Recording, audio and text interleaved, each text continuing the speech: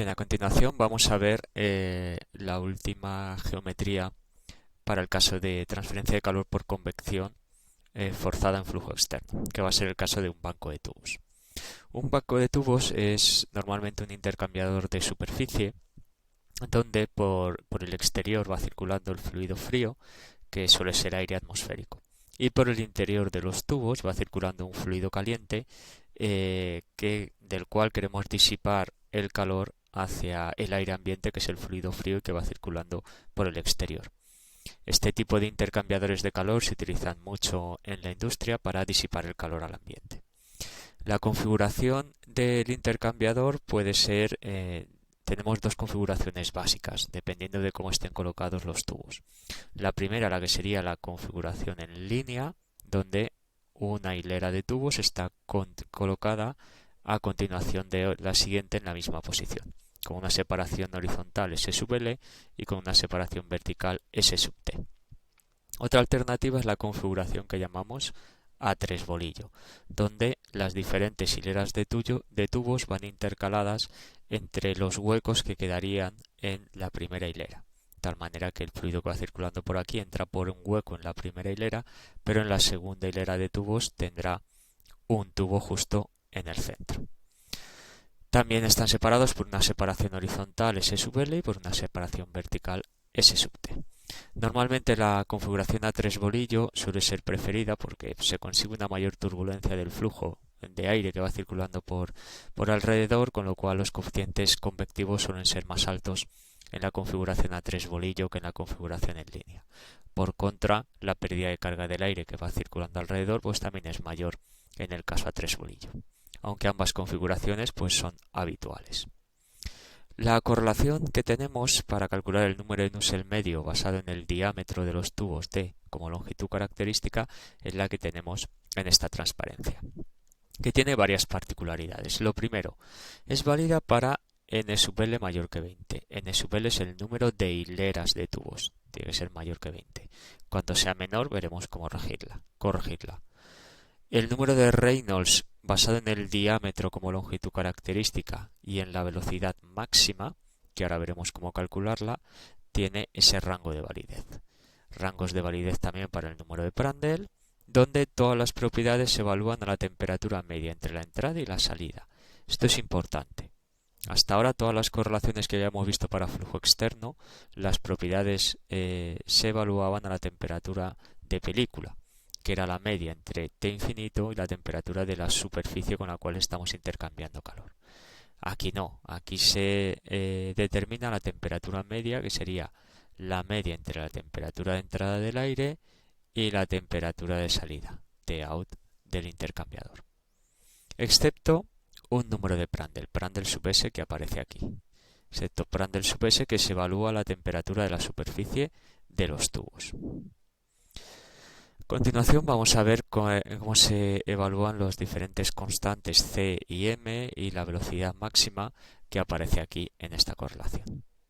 Vamos a comenzar con ese número de Reynolds basado en el diámetro y en la velocidad máxima. Ese número de Reynolds se define con la densidad, velocidad máxima del aire en el intercambiador, diámetro D de los tubos y dividido por la viscosidad dinámica. Bien, esa velocidad máxima depende de qué configuración estemos utilizando, tendrá una expresión u otra.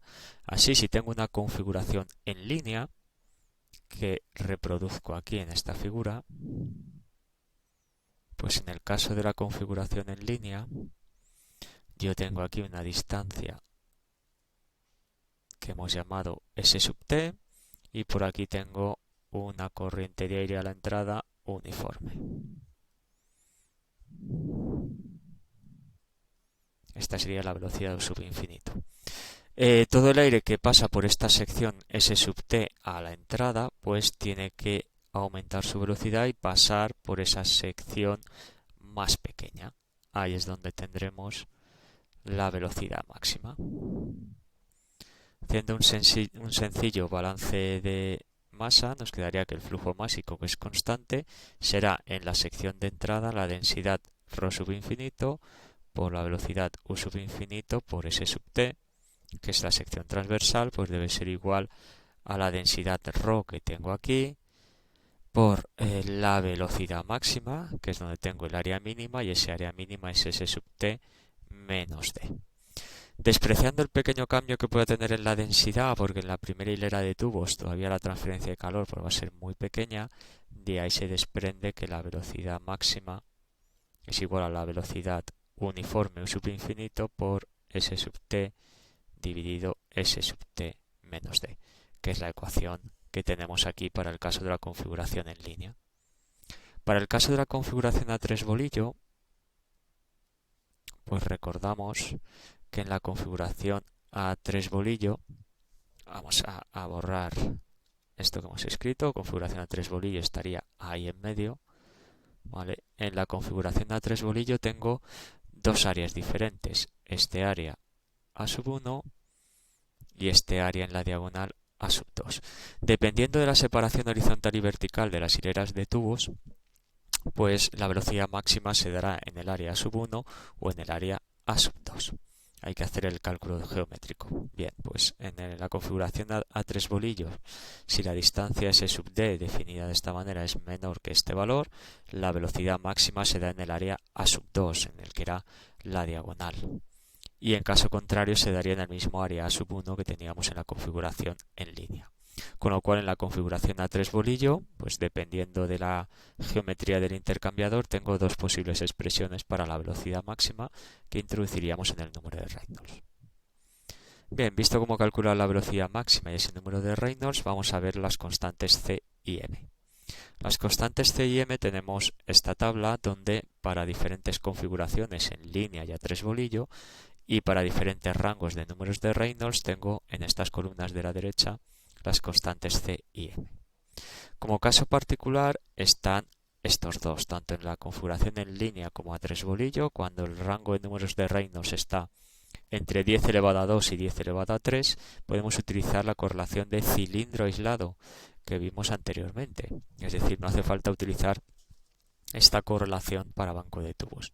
Nos vamos a la del cilindro aislado y en este rango particular de números de Reynolds permite calcular el coeficiente de transferencia de calor por convección para un banco de tubos como si uno de los cilindros del banco estuviera solo aislado. Para el resto de casos y resto de distancias, pues cogemos los valores de la tabla que tenemos ahí. Y por último nos quedaría ver qué ocurre cuando el número de hileras es menor que 20.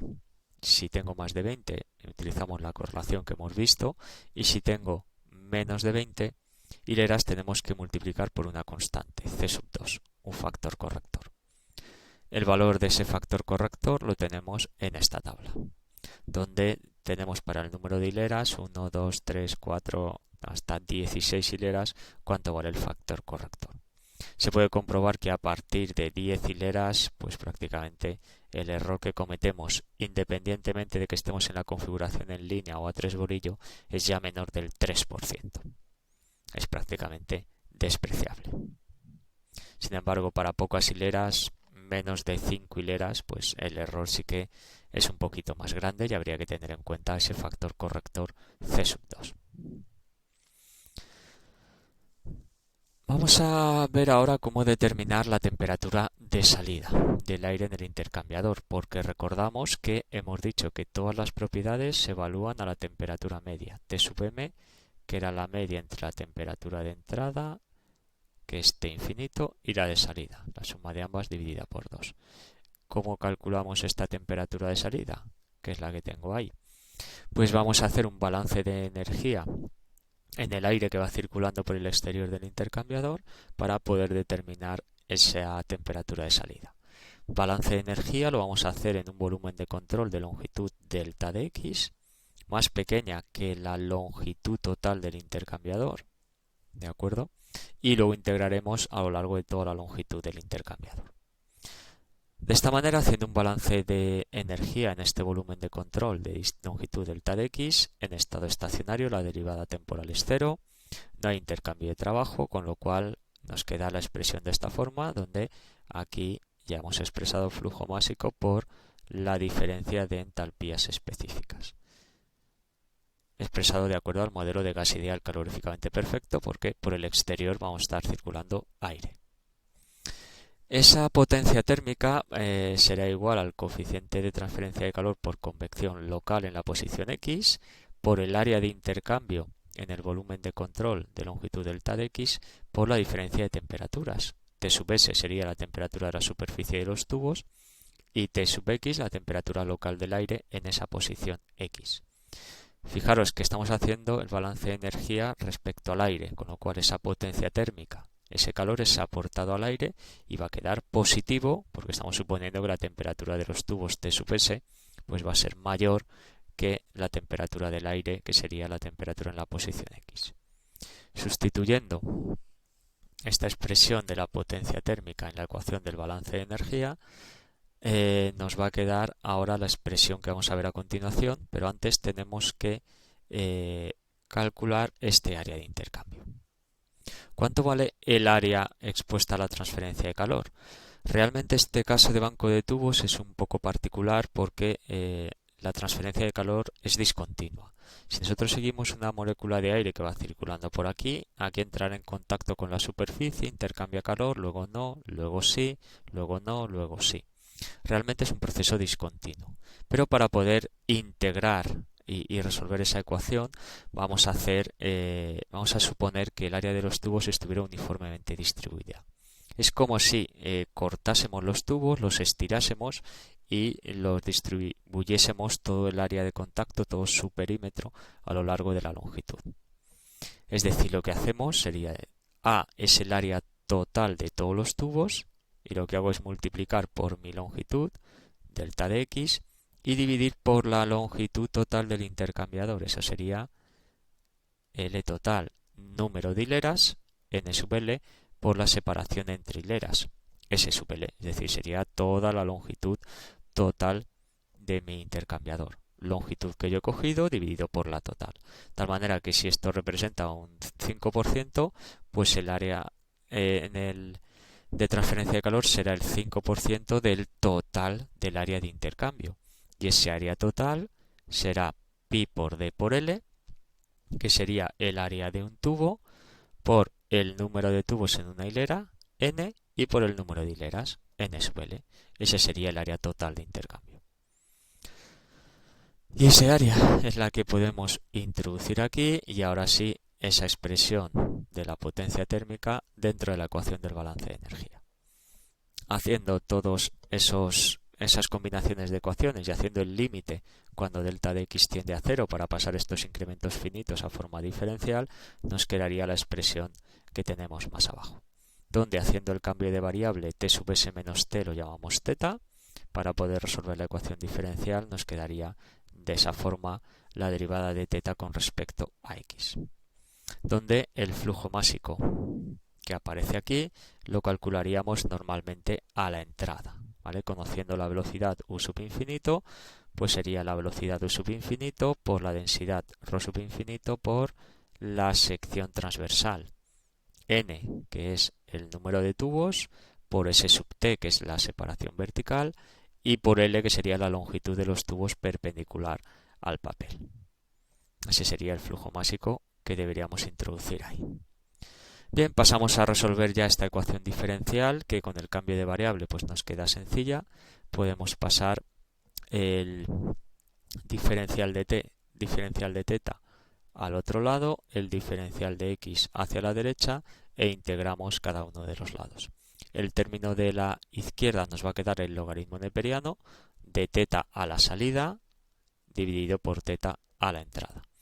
Y en el término de la derecha, realmente esta integral no sabemos resolverla directamente, porque no sé cómo varía el coeficiente de transferencia de calor local a lo largo de la posición X del intercambiador.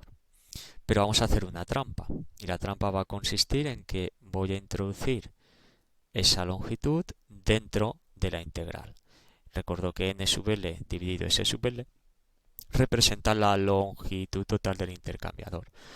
Con lo cual la integral que me queda aquí abajo, al introducir la longitud total, es la definición del coeficiente de transferencia de calor medio a lo largo de toda la longitud del intercambiador.